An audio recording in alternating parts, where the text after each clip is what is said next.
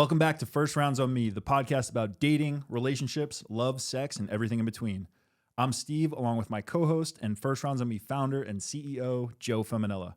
If you're completely new to First Rounds on Me, we're a dating app that cuts out all the small talk and encourages you to go on real dates so you can create a real, genuine connection in person rather than trying to through a phone screen. If you haven't downloaded Chrome yet, go to the App Store, create your profile, find yourself a date, fall in love, and make some beautiful babies.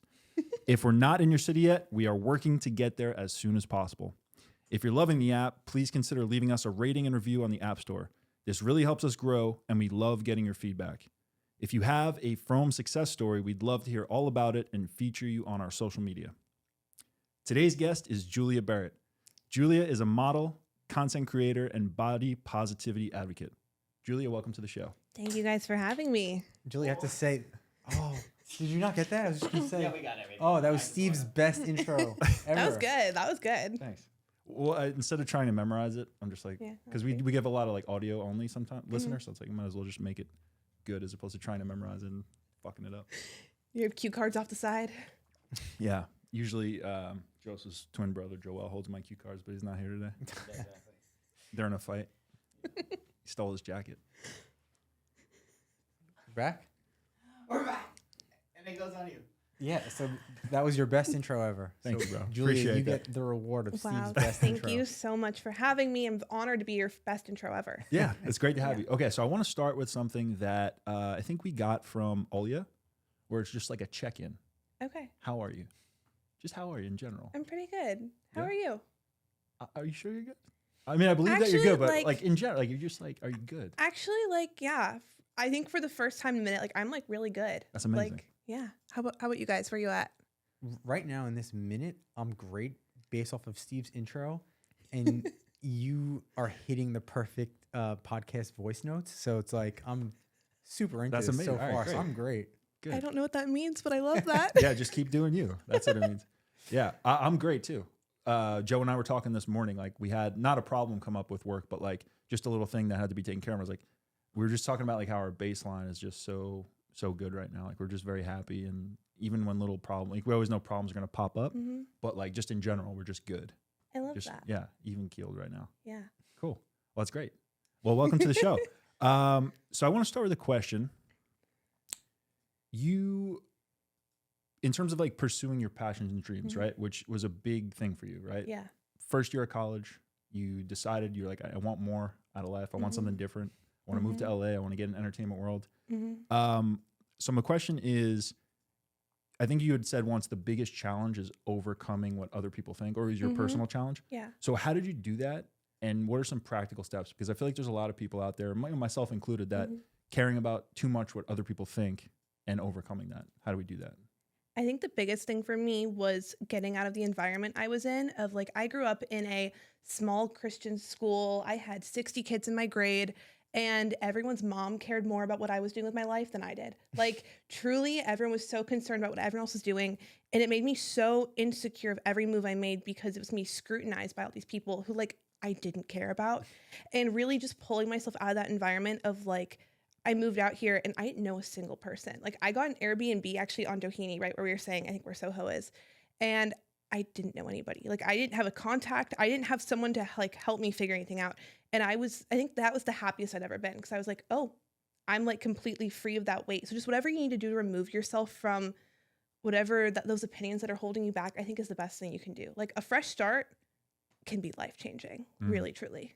For sure. Yeah. And I do, because I think that's Mhm. spot on, but I'm also a believer of like wherever you go, there you are, right? Whatever demons you have Yeah. going on in your head, they're still Mhm. going to be there even if you most of the time. Yeah. Sometimes it's like if you get away from someone who's like super toxic Yeah. or super like Mhm. damaging to you in various ways, like Mhm. that's great to get physically Yeah. get away from them, but it seemed like you had the right headspace as well. Like you knew what you wanted, and It's definitely half headspace. Like you have to be like, I had to be very much like, I want this thing that I know I can't have when I'm too worried about everyone else. Mhm. You know what I mean? So I'd be very much in the headspace of like, they don't matter anymore. I'm the only one who matters in this situation.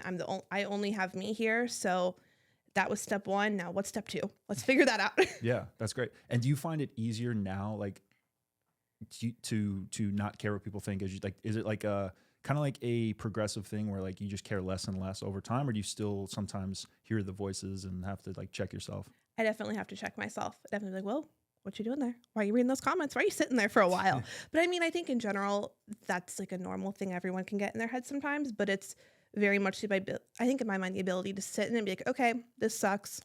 You can sit in that for 5 seconds and now let's move on. Like you can't just sit in the mean comments or the girl thinking my leggings were weird at the gym. Like, you know what I mean? You can't sit in that all day or else it will ruin your day, then your week, then your year, and it just spirals so quickly. So you can have that minute, but that minute's over. For sure. Yeah. Yeah. Yeah, and I think as you get older, right, and you have more control of your life, like where you want to live, that helps set the precedent of who you surround yourself with, right? Because 100%. when you come from these small towns or go back home, like when I still go back home, I notice and see the bickering and talking about people and the drama. And I don't think people are trying to do it maliciously, but I think that they're not really focused on a big grand picture, and that's kind of just how they get on with their day. But then if you move to these big cities, you can kind of mold who your friends are, mold how you think. And it's so easy to be so far away from the people who you used to care about what they thought, because you could unfollow them on Instagram. You could just totally ignore them and they have no direct impact on your life anymore. Yeah, I think the big realization for me was that life is literally all choices that we're making. And, you know, when you're in a smaller town or in a small environment, like the choices you have of who you get to spend time with are much smaller.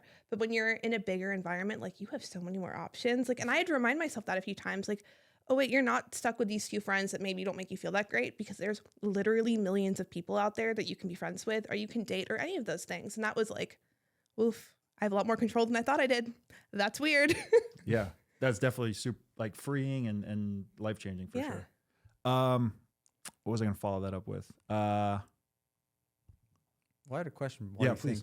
Yeah. So in college, you thought, you know, you wanted to move to LA and have these big dreams. Did you start to think that way as a kid? Because, you know, Steve and I talk about this all the time.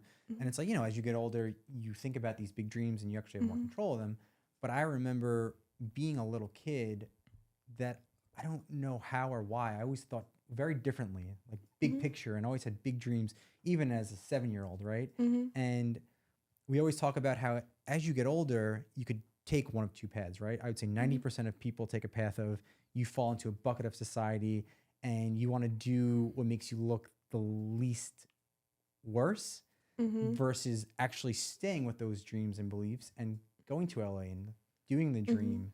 And yeah, I remember from a young age that I thought that way. Did you think that way when you were young? I think to an extent, but I think I was somewhere in the middle of I wanted to live in LA. Like I had a California themed bedroom as a child. That's weird. Like that was very much who I was. But at the same time, I was always a bigger kid, and I was like, ooh, I want to be a model. I'd watch TV like, oh, no one looks like me. Ooh, I want to be an actor. No one looks like me. I was like, okay, well, I'll be a makeup artist. And that was honestly the original plan.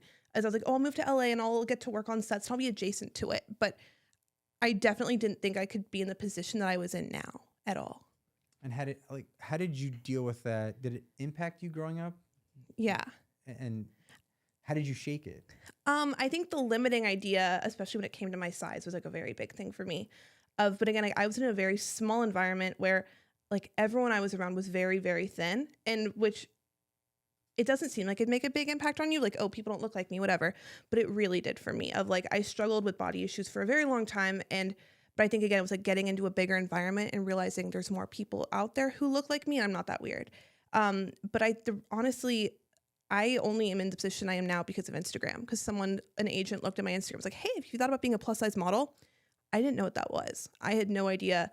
And that was the first time I honestly was like, oh, there's like clothes out there that fit me really well. Oh, there's other people out here who look a lot like me. Oh, I'm beautiful in this standard. Like my frame of mind wasn't there. Someone had to physically like be like, no, this could work. That's awesome. Yeah. And it kind of goes back to what I was saying earlier when you asked, you know, what kind of guests we have on the show and like what the vibe of the show is. And for me, it's just people who are just real and genuine. It doesn't matter what you look like, right? If you're just real and genuine, it's kind of this innate confidence that just gravitates people around you. Yeah. And if you gravitate those type of people around you, they're the right people in my mind because they care about the inner you and they just want to build you up. And I think that's just really cool. Oh, thank you. Yeah. I think that must have been similar. And then like building an app also of the like was very, very different. Like, was that internally scary or would you always know like, oh, this is going to work? Well, no, I never thought it would always work, but I think Mhm.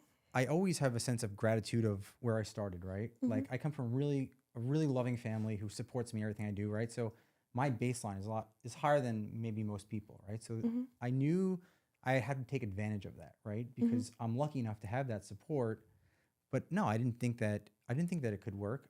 But also I was just so big on taking risks. And for some reason I actually want to ask you this question. Mhm.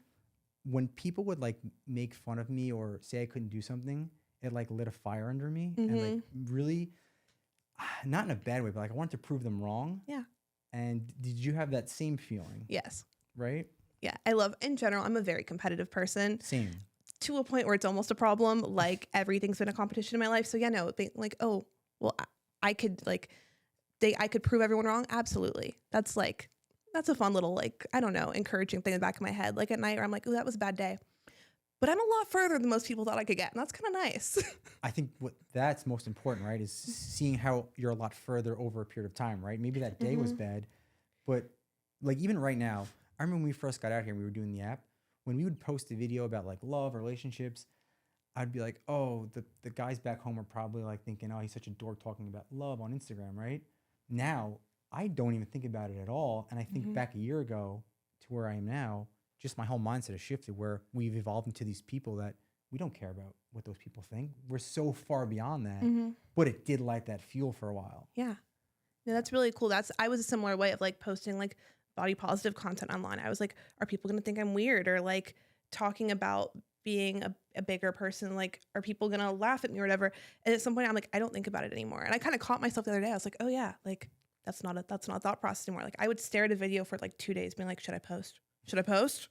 Oh my God, am I gonna post? And then I'd like turn off my phone for 2 days, be like, I don't want to look at that. And now it's like, oh, did it. Okay. What else is up in the world? Like, Yeah, for sure. And one word that I haven't said in a long time that Joe used to hear me say all the time is righteous, right? Like, are you being righteous in terms of, is this something that I truly believe and I'm doing it because I think it's, right according to me and not just doing something to get a reaction or doing something to get like likes or whatever. So if you can do something and sleep at night and look at yourself in the mirror and it's true to who you are, then I think it makes it that much easier to actually put that type of stuff out there. 100%.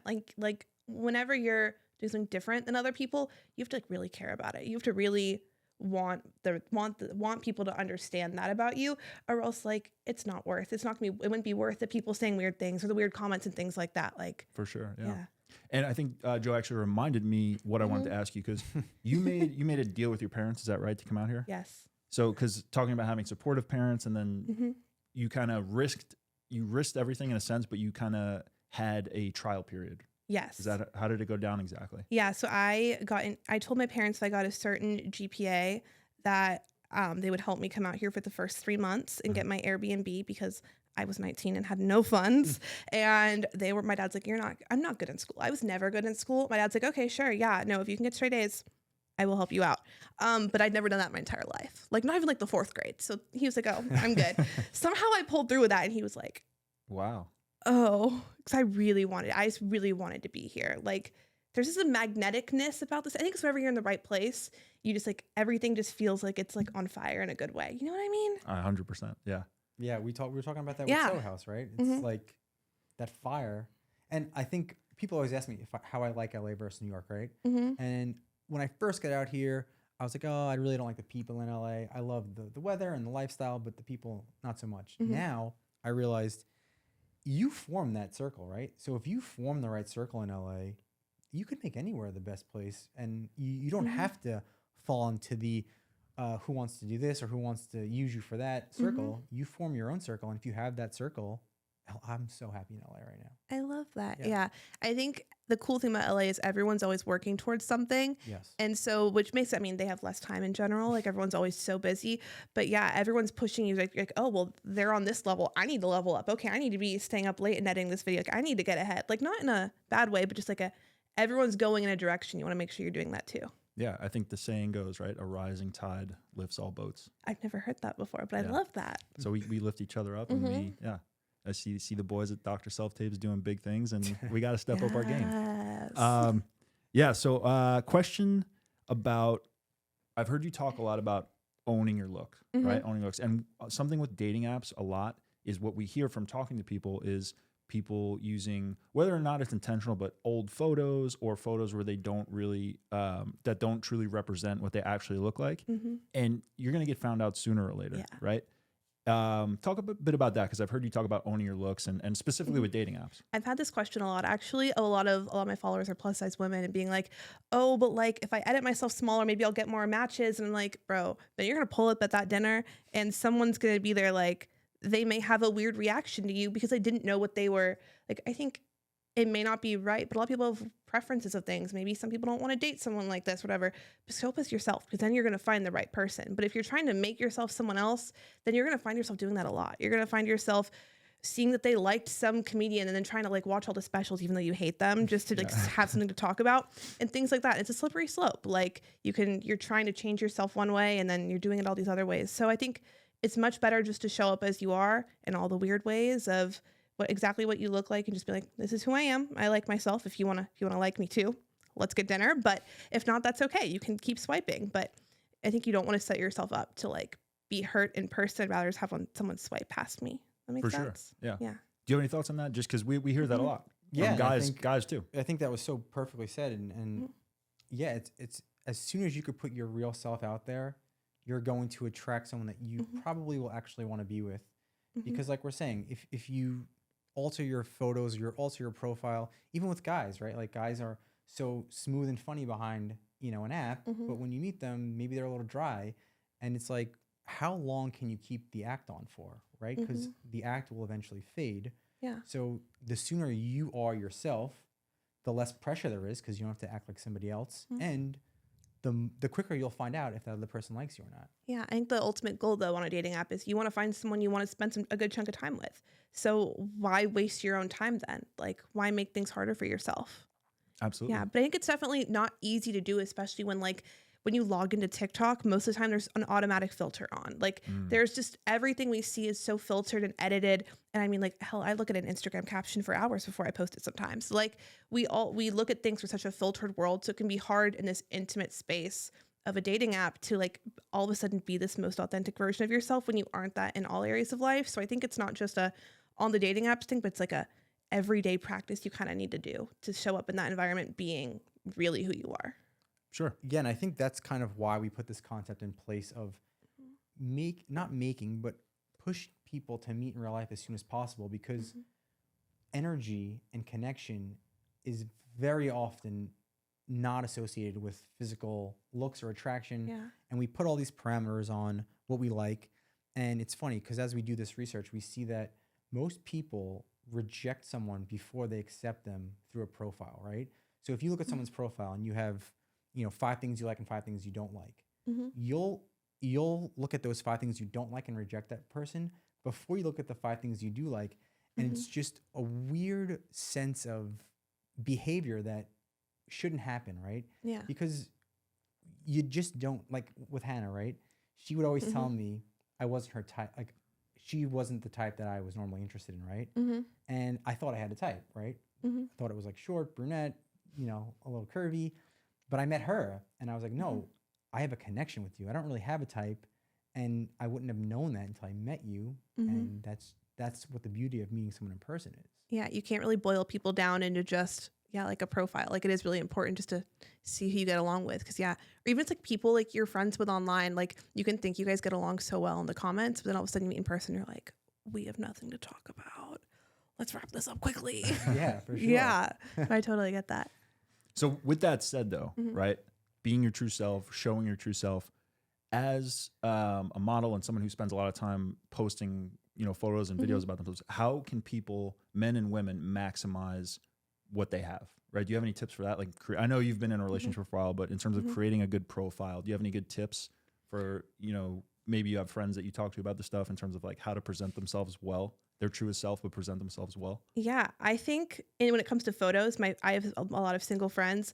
And my friends always send the photos if their dating app photos in a group chat and say, hey, do I really look like this? Because that's the step one. Like, Are you guys honest? Yes. Oh, very honest. Yeah. Or I'm like, hey, girlie, I know you were in the Facetune. I know you were doing that. Let's take it back a few edits.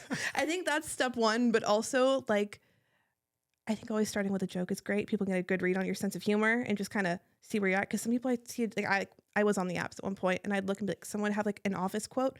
I've never seen The Office. I know I don't like The Office. I'd be like, okay, we're going to move on here. Cause I'm not going to like that. Like, Yeah. I think just, thinking about what you like in general and sharing that, because people are going to end up seeing that anyway. So might as well, I'll let them see a taste of that from the jump. Mm-hmm. Yeah. And a side note, so talking about like dating profiles and right and like how we should look. Mm-hmm. So with the app, we get a lot. The loudest people are always the most negative, right? Especially on social media. Yeah. And we always get haters about what's wrong with the app and why it's unsafe and this and that.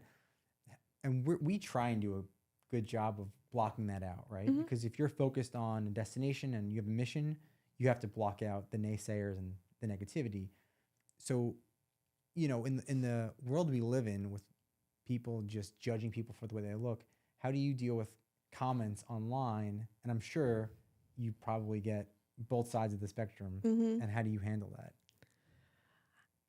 I think I go back to what I said at the beginning of I give myself a minute. I let myself feel the sting. It's like a bee sting. It hurts. You can scream for a minute and then you're like, okay, wasn't that bad. It's okay. Like, I know sometimes I'll take a break from my phone and kind of take a break from that and just kind of think about like what I want to create, because that's the point, or like what the messaging is. That's the big picture. I'm getting stuck on like the breadcrumbs at the bottom. Or I try to go read like the nice things. I go read the nice reviews on the app. Like I go through and I read the things of people saying like my content changed their life in some way. And that's like, oh, wait, it's not that bad. It's really not that bad out here. But yeah, I think just trying to reposition things to focus on the positive, but still letting it sting for a minute because it sucks. Like people are saying mean things. Oh, I've had some people say like the craziest things about me online. I'm like, oh, this is horrible. Oh, I'm a cow and I deserve to die. Cool. Love that for me. That hurts. And then I try to push past. Yeah, and I think what's important is what you said, right? Try and outweigh the positives with the negatives. And what I always say is, if you have more positive than negatives in one day, you had a great day, right? If half the world loves what you're doing, that's amazing. And if half the world hates what you're doing, that's great for half the world, but just ignore them. I think also in general, a thing I had to accept a long time ago is that the more people who are going to see you, the more opinions they're going to have, and they can go either way. But like with the negative comments, that means more people are seeing you and more people are being exposed to what you're doing. And if you believe in what you're doing, then like you're on the right path. Because even if there's bad things being said about you online, it still means people are seeing it and people are like, oh, it resonated with me enough to say something about it. Like, yeah. And maybe that comment, right, not putting words in anybody's mouth, but is out of jealousy, right? Maybe most people who are making fun of you maybe are bigger than you, right? And there's nothing wrong with them, but it's like maybe they're jealous, like, oh, she's a little bigger than a normal model, but she's crushing it and she's so successful. Why can't I do that? And then they'll throw shade at you. I think, and I think also a big part of the hate, at least that I experience, is people that are very stuck in, they like the past more than what they're like now. Like, I work with Victoria's Secret a lot, and so they post my content, and the comments there are always gnarly. Like, we missed the angels, we missed the runway show, and it's like, okay, well, they got there's a lot of reasons why that doesn't happen anymore. I'm so sorry that you feel that way, but that's not my problem. Like, people can yearn for something that doesn't exist anymore, but that's not on you to create that for them. That's not on you to live up to something that's not you. Yeah. Like, you're where you deserve to be, where you are. And if people have a problem with that, then that's really on them. Like, that's not your business. People's thoughts about me, not my business. Yeah. Yeah. And I don't put a lot of stuff out yet personally, but if I do see some comments, like the first thing I always ask myself, like if it's mean about something physical, which like I said, I don't put a lot of stuff out there, but so I was telling Joe, like, we got a comment on TikTok, like, why the fuck would I care what this person's love language was, right? Which it's so a negative, mean though, right? And not about me, but about the person I interviewed. But my first reaction was like, I guess there might be some truth to that. So I need to make better content. So I'm trying to use it positively. But so that's like one way. But also I think a lot of these comments, like if people are just mean, you guys were touching on this, but oftentimes that's just probably, they're just an angry person, right? It doesn't make it right, but they probably have a lot of stuff going on inside their brain, and they feel better, a little dopamine hit by making someone else feel worse, which again, sucks that you have to be the punching bag for exactly. But it's, there may not be truth to it, or it's just them being mean to make themselves feel better. And it's not actually about you. It's about them. Yeah. I think the crazy thing about TikTok specifically is it's crazy. The more hate a post gets, the better it's going to do. Yeah, it's wild. It loves the hate comments. I don't know what's going on with their algorithm, but like, yeah, sometimes it's like people just really just want to say something and they want to feel like they're part of a group that apparently hates me at the moment. But, I'm like, again, I hope that made you feel good. Didn't really hurt me that much, but I hope that made you feel really good. Right. Yeah. It's a crazy world, especially TikTok. TikTok is brutal. Yeah, I actually, when we first started doing all the platforms, we had a little struggle with TikTok, and we started running ads on TikTok. And I was like, you know what? TikTok is not our message and not our core. Yeah. It's just too fast, right? It's too nasty. It's kind of like a Twitter. And I was like, let's not put too much stock into TikTok because at least on Instagram, it's more elevated in a sense, right? Maybe not the people, but just the messaging, right? And you could massage the messaging and find an audience that actually likes positivity, right? Whereas TikTok is, like you said, fast, quick, negative. That's what spurs the algorithm. Yeah, and TikTok's also a platform you can put your heart and soul into something, and it's probably gonna get no views, but the stupid video you make is gonna do super well. My my video I made in 5 seconds is my most viewed thing, and I'm like, why? Why is this you? Why are you like this? Okay, so I want to shift to a life-changing moment for you. Yes. Not when you hit your head at the Lincoln Memorial in first grade. Not not then. But The research king over here. He is the researcher. when, so Joe and I have a really close friend. Her name is Hilary Duff. Oh, yeah. You're shitting me. I mean, No, you're lying. No, really close friend is stretching it. we had a really close friend night with Hilary Duff. And We had a to one her night with husband, it was Hilary. like pure great friendship, but it was her birthday. We were bowling at the Brightly Yeah, we were all hammered, next to her and her friends. and I think Steve licked her toe, and I have it on camera. I didn't lick her toe. Maybe her Something. friend's toe. Our friend's toe. But Hilary was the sweetest. Her and her friends were awesome. Just the sweetest. Did you ever talk to her after? No, I haven't. I would love to meet her, but I have not met her yet. Okay, yeah. So as Joe said, we were bowling at the Brightly one night, and for her birthday, she was there, and we had the lane next to hers, and we just started chatting and had like a really fun couple hours just hanging out and Wow. really good time. But How does it feel to live my dream? maybe well, I we'll got in get trouble by Hannah. So usually I'm pretty cool because I'm like, you live in LA and you're supposed to play the part. But I guess I was a little too drunk, and we were all chatting, and I was like, "This is so cool! Like you're, what was she? You're Lizzie McGuire." And she was like, "Yeah," and Hannah's like, "Joe, shut up." Iconic though. Yeah. Wow. So talk about this because you did say it was a life-changing moment for you, right? Yeah. So about a year ago, so Women's Health magazine comes out with a naked issue every year. It's called the Body Issue, and Hilary Duff was on the cover last year. And I've been a lifelong Hilary stan. Like I think I collected every magazine she was on from the time I was like 5 on. So like I've been a stan for a long time. I saw the images. I was like, wow, that's stunning. But I've never seen someone who looks like me doing anything like that. So I did it and I recreated it. And that was my first time posing naked, which was very, very scary. And it went pretty viral, which was crazy and insane. But yeah, so I recreated the shoot like image per image, side by side. Like it was, I think we did a pretty good job of it, I will say. Oh, it looks great. Yeah, it's amazing. One of my friends, Sydney Ness, she's a photographer. And so I like text her, I was like, hey, are you in town? Are you free tomorrow? I like texted a spray tan girl. I found a location real quick, and yeah, we got it out like within a week, I think, and it was really crazy. That's awesome. That was a life-changing moment for me. That was the most vulnerable I've been on the internet for sure. Not wearing clothes, but also directly comparing myself to somebody. I knew I was opening the floodgates for comments. I knew I was opening the floodgates of, I'm a bigger person. I'm a plus size model, and she is Hilary Duff, the fitness queen. But it was so cool to see the comments of people being like, oh, I've never seen someone look like me, and like thinking of them like that. Like, oh, they look so good. Or I don't know, like people were just relating to me in a way that I wasn't expecting.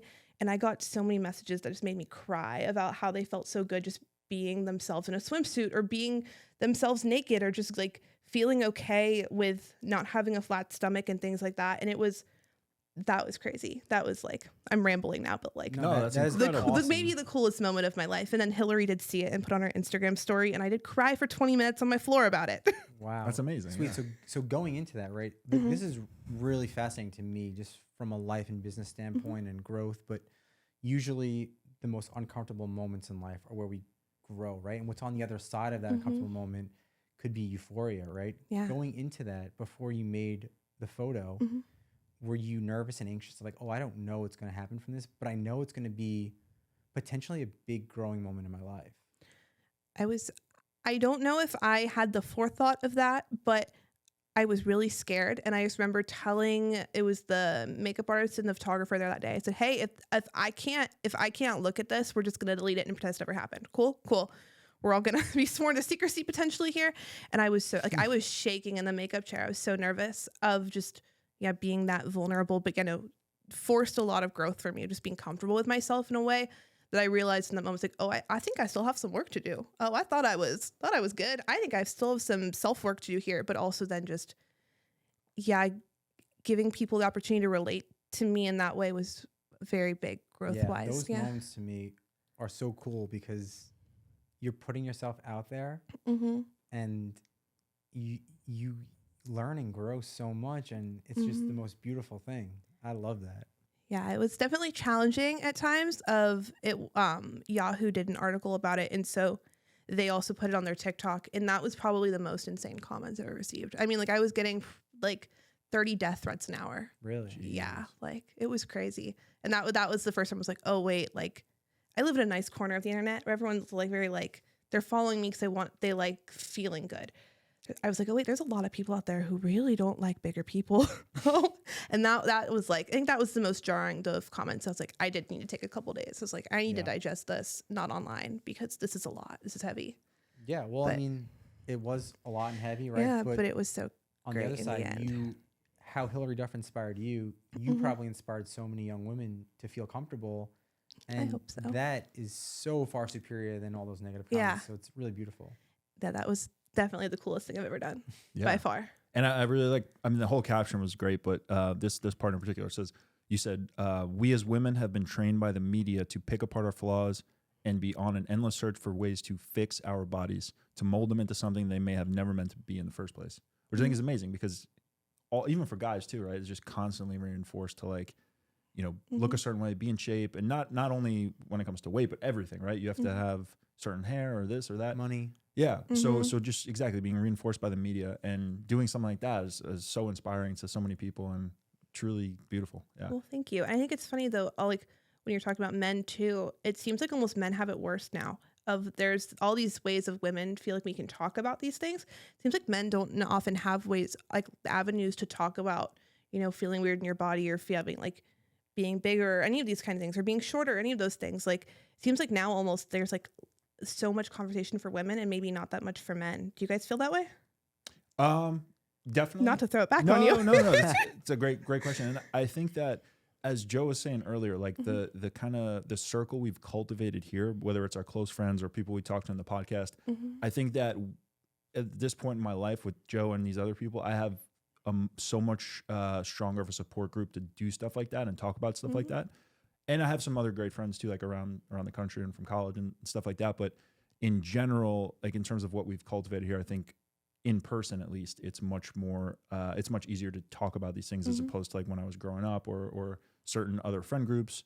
But yeah, I think for men, there's definitely, because I think also in the culture right now, there's a push to return to masculinity in certain ways, because I think there's all sorts of different movements that now men feel there's a lot of angry white men specifically out there that feel underrepresented or victimized.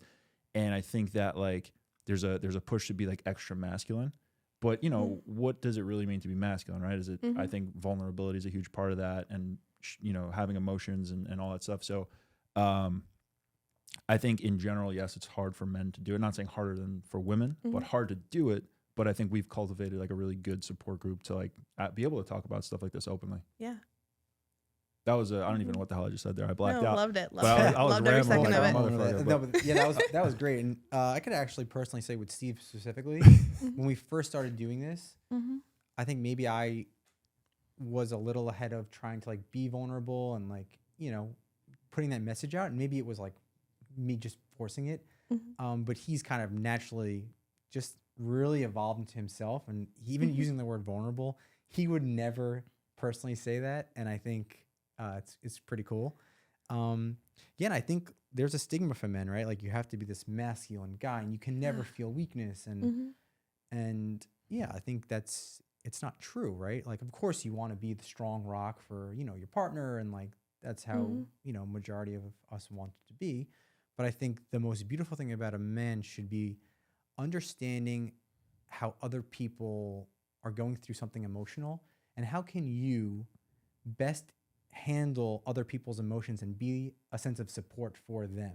And I think that that's really the way I see like a modern day man, right? And we always talk about the balance of like equality and chivalry. Like I'm still so chivalrous, and I think that most women want men to be chivalrous, but being chivalrous doesn't mean that you can't see a woman as your equal, right?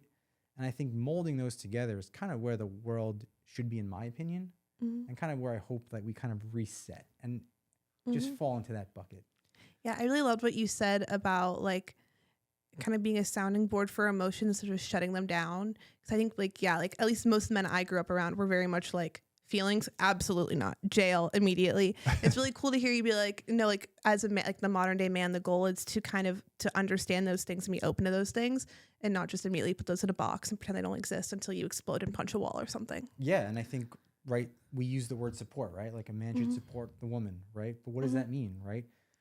Are you supporting them financially? Sure, that's great, but are you supporting them emotionally? And like you said, if a woman's gonna have different emotions, right? We're just geared differently, right?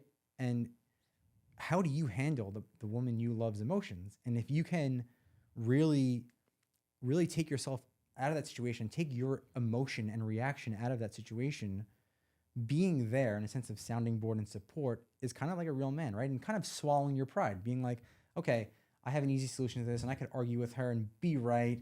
But if I'm right, then she's wrong, and it's me going against the person I love. Why not just be like, how can I help you? Let's talk about this. I'm here. I'm going to listen, and I'm going to be a sense of comfortability for you in this moment. I love that. That's really cool. Thank you. So you've gotten on a bit of a fitness kick Yes, I have. more recently, right? Yeah, this year. Okay. And I think it's really important to talk about because a lot of people will think fitness and think like look, right? Which, that is a nice byproduct of fitness and health is looking, molding your body in a certain way, because I've been into it for a while and I enjoy it. But you really talk a lot about the mental benefits and how much it's improved your overall life. Yeah. Right? It's made a massive difference in my mental health. I struggle with depression and anxiety. It's been a thing this last couple of years, especially through COVID. And it's been the biggest game changer just of like existing every day and being excited. Like I was excited this morning to go work out. I told my friends this, they were like, are you on crack? Like, no, it's truly the most wild transformation for me, but no, I love it. It's dramatically changed how I think every day. Yeah, because we're both at the gym a lot and big believers, and even walks and just moving your body and getting blood flowing and getting a sweat. You can be stressed, and it's one of the best stress relievers. It's one of the best, just clear your mind type of thing. So, because people out there may not know that about you, right? That you're super. I don't know if super into it. I'm putting words in your mouth. No, but I'd say super at the moment. Yeah. Yeah, I'm there like 4 or 5 days a week. And it's all different types of stuff, right? You do boxing, you do... Yeah, I love boxing. I go to Rumble pretty frequently. I love Pilates, though, but also now learning how to use weights, which is a scary thing. Usually the Equinox weight room, the guys are all very big and scary there. But no, it's been fun. And I'd like to learn how to do the things in there, but also being comfortable with being like, taps and be like, hi, how many sets do you have left? I am whispering it when I say it, though, but I'm really enjoying it. And also just like there's a whole new community of people to get to talk to. Like I talk to so many more people now. Like, oh, hey, how's class today? Like, it's so nice. I think again, expanding your environment and who you're around. And that's an environment where everyone's trying to be better in some way, hopefully. So it's nice to get to be like, oh yeah, they're encouraging the hell out of me right now. And I love it. Yeah. And for single people, right? That are using the apps like gyms, and don't be sketchy and crazy in a gym. Don't be creepy. But gyms are a nice place to meet people. Classes are a nice place to meet people. So just another way to get out of the house and go do an activity that's going to be beneficial to you in a lot of different ways. Yeah. you know, you're in a relationship, but in general, gyms and classes are an amazing place to meet people. I have a friend of mine who's pretty chronically on the apps and is always dating someone who's typically not in our city. And I'm like, girlie, we need to get you in. We need to get you in a. She works at our apartment gym. I'm like, let's come to the gym with me. Let's go find you a man over there. Because yeah, just getting to see people in person, like I think it's the biggest game changer though. Like and that's what I like about your app though. I mean, I think during COVID, a lot of people did meet on Tinder and things like that, but just the push to kind of get out of your bubble and be like and say hi to somebody instead of just like staring at your phone all day, like is so cool. I hate when you look around a room and everyone at a bar is just Oh, I hate that. right here, just on their phones instead of like Even on the elevator. Just anywhere, right? And you don't have to talk to somebody. You could just be present in the quietness of the elevator instead of just shutting off everybody around you.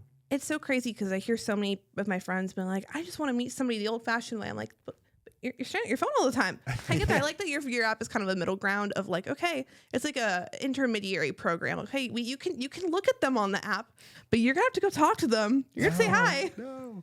Yeah, so I want to talk a little bit more about that with the app specifically, right? I don't know how familiar you are with the concept of the app because you are in a relationship, but as a woman, do you feel spontaneous enough and comfortable enough to be like, hey, this guy's interested in taking me out, and yeah, I could chat with him for a little bit, but I kind of just do want to meet him and see where it goes, and if it doesn't go anywhere, great, we had a nice night, but kind of just really want to get out there. How do you feel as a woman with that whole process? I like that. I think I'm definitely the one that was a little overcautious of I'm the one who would be like sharing my location with 6 of my friends beforehand. But no, absolutely. I think that's just, again, like making yourself uncomfortable is the best way to get out of, I don't know, best way to meet people and just the best outcomes, I think we were saying earlier. And so, yeah, I think just you have to be in that headspace though. I think a lot of people are on the app just kind of want to chronically scroll just to do that, just to be like, oh, hot guy. Nice. Continue. But no, I think you have to be in the right headspace. I think it has like a really great, it's really cool because I think it definitely forces you out of your comfort zone mutually though. You're both in the same position. You're both saying hi to somebody for the first time. I think that's really cool. And I know if I were to, I hope not, but if I happen to re-enter the arena at some point, that'd probably be the way I'd do it. Yeah, and I think one thing you touched on is people being on there for the right reasons. So most people are on dating apps to not meet somebody because they have social anxiety in meeting somebody, but they don't put that out there, right?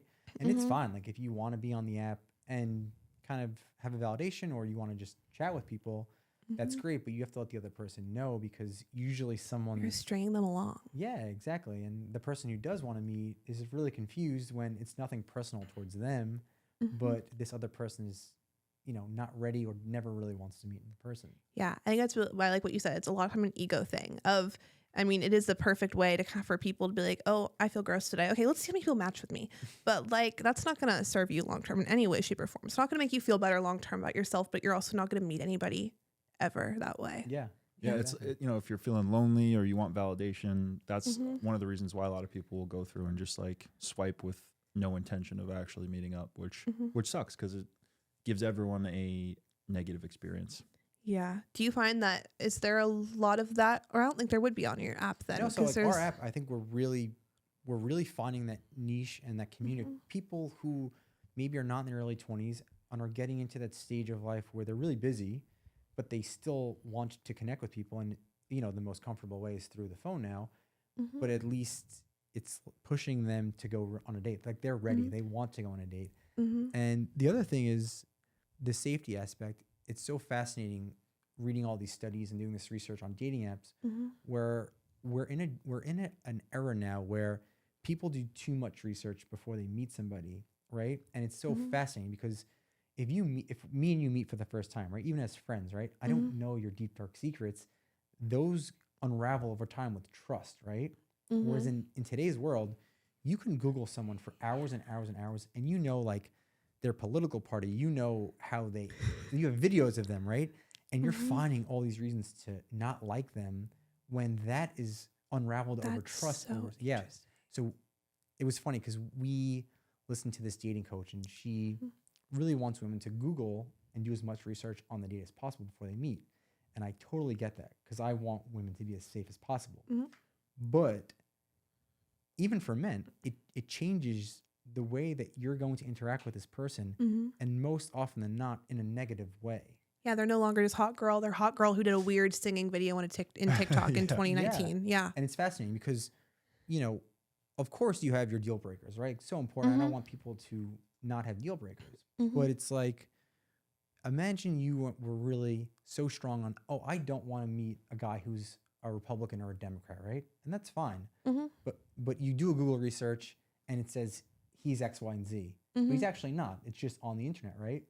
Or you get to know somebody over time and that has no impact of how you feel about that person. Yeah. You might differ on opinions of things, but that connection you have is worth so much more than the way that you see this little tiny thing that you voted on, right? And I think that we need to really find a balance of not knowing too much and having dates be organic. Yeah, I think also when you're researching someone, you come across their social media persona. Is that the real them? Probably not. Yeah. That's really crazy though. The idea of some dating coach saying you need to do as much research as possible. I feel like I'd want to go into a situation kind of blind. Like, but again, safety. Maybe share your location with a couple people. Just to be safe. Maybe text your friend, be like, "Hey, I'm gonna be home at this time." If not, send help. But like, other than that, yeah, I feel like going in blind is the best way because that's like. I think of any good rom-com, that's how it always starts. And that's what I think most of us kind of idealize as like the perfect love story. It never starts with, oh, I had a background check done on them. Yeah, they got a D in middle school, but I think it's okay. Like, and it goes back to all the other reasons of like, we find the reasons to reject people before we find reasons to accept people. And, you know, if a man or a woman is treating you or whatever, non-binary, I don't want to be politically incorrect, but if someone's treating you genuinely and you find them interesting and attractive, why not that be the base of the premise of the start of your relationship instead of being like, this person is so funny, they're making me feel so happy, I think they're cute, but they're 2 inches shorter than I would like and they don't have a really good job. I'd rather not meet them. And I think that's just a terrible way to start off a dating process. I completely agree. I think you're just kind of shooting yourself in the foot before you begin. Yeah, because we have to remember, like, we're biological animals and we have like connection and emotion and feeling, and we can't calculate who we connect with. Like, we're not robots. Yeah, exactly. And I think technology is kind of pushing us too far into this place of making love robotic when it's not. That's so interesting. And also, if you think about just dating shows in general, there's this one, I think it's called The Perfect Match, where people do these crazy questionnaires and things, and these matchmakers figure out who their perfect match is. They all end up in a house, and then they have to figure out who their perfect match is. None of the couples stay together. Give them 2 months, they're never together. So, like, is the perfect match on paper really your perfect match? Maybe not. It's all about that connection, that spark, and it's someone like seeing you for who you are and also not having an idea of who you are offline, and then like that clouding who they see you as, you know? Yeah, I think that's exactly right. That's interesting too, because I think if you do like a long questionnaire like that, or like a Myers-Briggs test, right? I always find myself like, am I answering this question like who I am or who I want to be, right? And it's like they're often very different, and you never know. Like especially if there's that many questions, like people may answer half of them wrong unintentionally. It's not really who they are. So I love how you were like the Myers-Briggs test. I was like the Harry Potter Hogwarts house test. Like, yeah, I want to be a Gryffindor, but am I really? We took that test, Hannah and I, on Instagram. Yeah. And what was I? What's the snake one? Slytherin. I was a Slytherin. My boyfriend's a Slytherin. Why do I know that? I'm the problem, you guys. Actually, so I do want to ask you something about your boyfriend. So a lot of guests that we have are single. So we ask about, ideal first dates or dating. Yeah. So specific to you, right? You guys have been together for like 6.5 years. Yeah. And this is before, your career really took off. How has started dating pre-career to like now that you're in this place you're in now, how has the relationship evolved, and have you guys had to what have you had to work through specifically? I think just growing up with someone is so special, but I think beginning my career before we were dating, or beginning my career after we started dating, was really honestly the hardest thing I think we've been through, because I think you're navigating, the entertainment industry is a brutal thing in general, but then putting somebody else who's like not in that headspace, and then kind of like figuring out boundaries of what you're comfortable with on set, and just like all those kinds of things, that's really hard to figure out. It's just figuring out for yourself, but much less than having your protective boyfriend being like, were you sure you want to do that swimsuit shoot? Like, are you sure? And you're like, I think it's a good idea, but I don't know. What do you think? I think that was honestly the hardest thing in our relationship. I'm very grateful we got to figure that out together, because I think it helped us both kind of, I don't know, we're like, oh, like I probably would have made different decisions in a not great way if I didn't have someone kind of be like, are you sure that's the best idea? But no, it's not been easy. It's very challenging. Sure. Yeah. Yeah. So I don't know if I answered your question. No, I'm so sorry. You definitely did. No, you definitely did. That was great. Let's take a little second to do our rapid fire round. Love that. So it is time for our speed dating rapid fire hot seat interrogation presented by Neutral. Which what do you have over there? I have the classic lemonade, and it's actually so good. Okay, beautiful. All right, so we're gonna do these like rapid fire style. Okay. I'll shoot out the questions. You first thing that comes to mind, type of thing, or whatever's your truth. Oh God. Okay, what was the best thing to happen to you today? Working out, 100%. It was so good. Awesome. What's the best compliment you've ever received? I have good energy. That was a cool one. Favorite date spot? I love a game. It could be axe throwing, it could be mini golf, anything like that. Anything competitive, I'm there. Okay. Favorite rom-com? Ooh, I can't think of the name. It's Reese Witherspoon. It's a Nancy Meyers movie. Sweet Home Alabama? No, it was a later one. She's older, but she has these like younger guys living in her house. Oh, yep. I know what you're talking about. Bad explanation, but yes. Okay. A movie that made you cry? The Holiday. Most played song on your Spotify? A Hilary Duff song, or the Spice Girls. Go-to karaoke song? Why Not by Hilary Duff. Love it. If you could have a neutral with anyone, dead or alive, who would you have one with? Ooh, Audrey Hepburn. Ooh. Nice. I have questions. Favorite quote or mantra? Iron sharpens iron. It's kind of how I gauge who to be around. Cool. What is something people don't know about you? I'm a really big dork. Like, I watch the Harry Potter movies through probably 3 times a year. Nice. Yeah. What advice would you give your 18-year-old self? Take as many risks as possible, because who cares if you make a mistake? You're 18. Last one. What is your biggest fear in life? Falling. I cracked my head open at Lincoln Memorial, man. That's traumatizing. So you're still, you're still Literally working through falling, that. No, yeah, like I smacked my face into the wall and I cracked my head open and I still have a scar. And I made a massive biohazard on the Lincoln Memorial and up on the news. Wow. Don't do that. Yeah, step 1. Okay. Yeah, don't do that. Okay. So going back to being in a relationship, Yes. what would you say are the most important things for a happy, healthy, successful, long-term relationship? Honesty, understanding the world doesn't revolve around yourself and your partner doesn't need to like complete you. You should complete you and they should compliment you, but they don't need to fix all your problems. That's what you're looking for in a partner. You're never going to meet that. I think I definitely had that mindset at one point. It was like, oh no, you got to do that. They can compliment you, but they're not like, your partner's not your servant. Your partner's not supposed to make your life perfect. That's you. They're supposed to make your life nice. You know what I mean? Like they're like a nice accessory to life. Absolutely. What does love mean to you? We're out of the rapid fire, by the way. Okay, I'm like, that's a hard one. I feel like it's more of a feeling of just like feeling very safe and comfortable to make mistakes and be stupid and to be yourself and to shut down and be quiet sometimes. Like for me, I don't like silence, and my boyfriend's the only person I can be like really quiet around, that's how I'm like, oh no, this is the right place to be. That's really nice. Yeah, that's amazing. Yeah. So I have a question too. Yes. So if you could have one law in the world, as crazy as you want it to One be, law? yeah, what law would it be that everybody has to follow? Ooh, that's hard. It could be anything you want. No, any law I want. Wow, why is that so hard? Okay, I think that no movie tickets over $20. That's bullshit. Yes. I went to go see Cocaine Bear with my friend, and I pay $25 a month and I get unlimited movie tickets at AMC because I go to a lot of movies. And her ticket was like $24, and I was Yeah, that's brutal. to go see Cocaine Bear at like 2 p.m. That's At 2 my law. p.m. Yeah. That's wow. I feel like that's a law that you would want.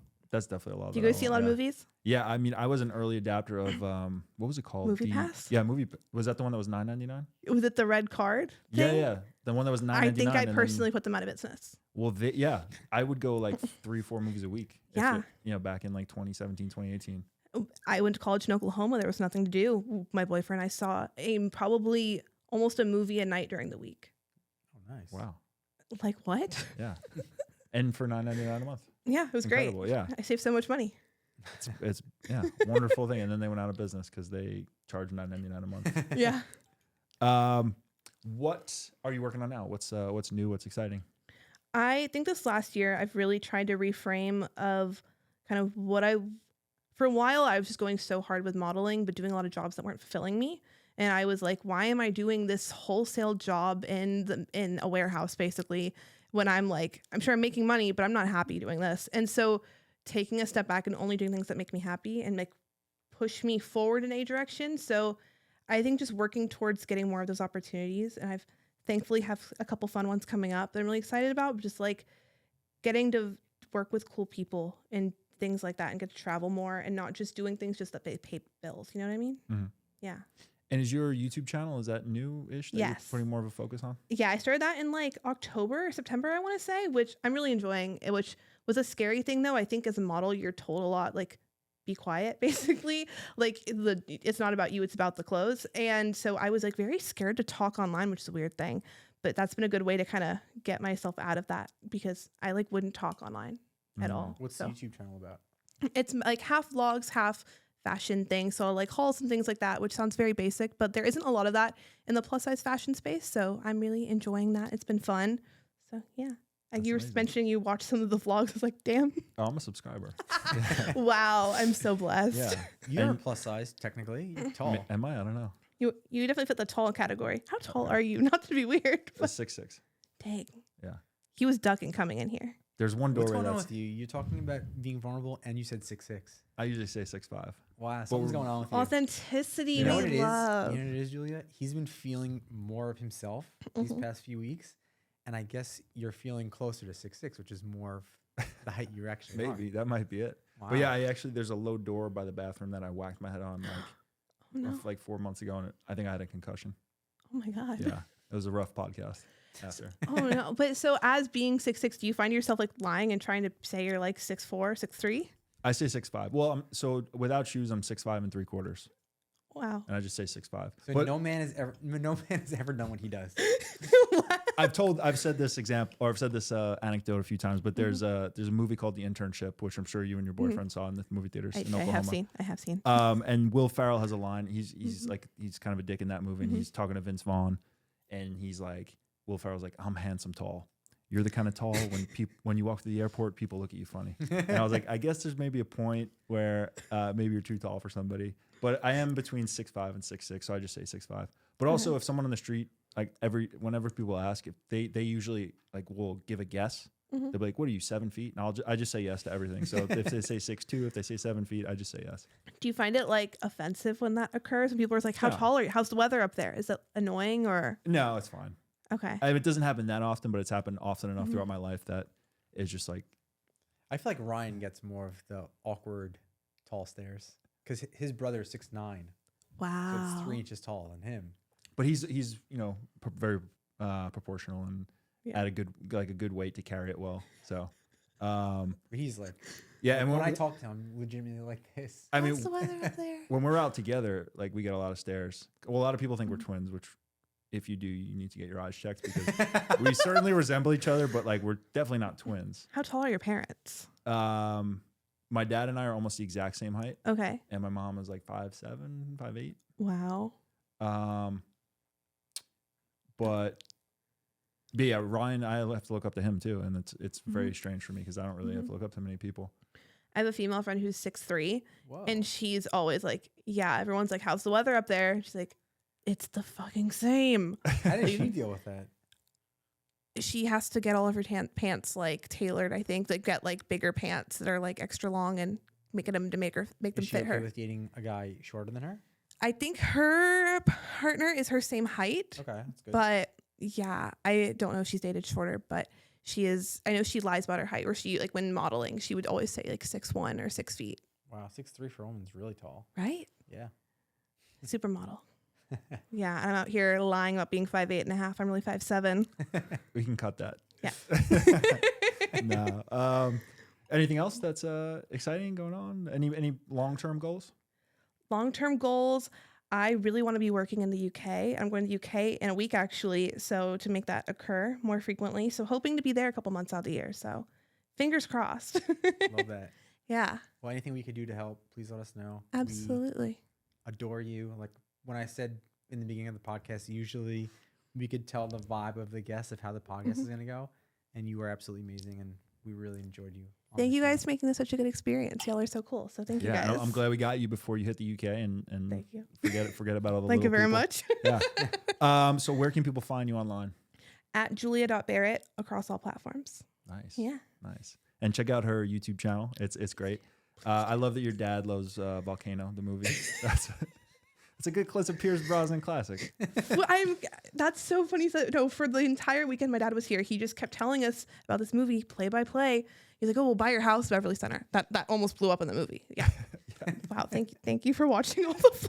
Oh, of course. Yeah. Appreciate you. I'm a Berit head. Yeah. Is that what you guys call Or, them? and my boyfriend called them the Berit biddies. I don't know why he said that. I did not say that. I'll buy let me know when the t-shirts go up. I'll certainly buy I them. will send you a link. Absolutely. Okay, cool. Well, Julia, thank you so much. This has been awesome. Thank you guys so much for having me. You can find us on Instagram at First Rounds on Joe, at Steve Roster _, and most importantly, at First Rounds on Me. If you've made it this far, thank you so much for watching or listening. We'll see you next time. For now, check out one of our past episodes.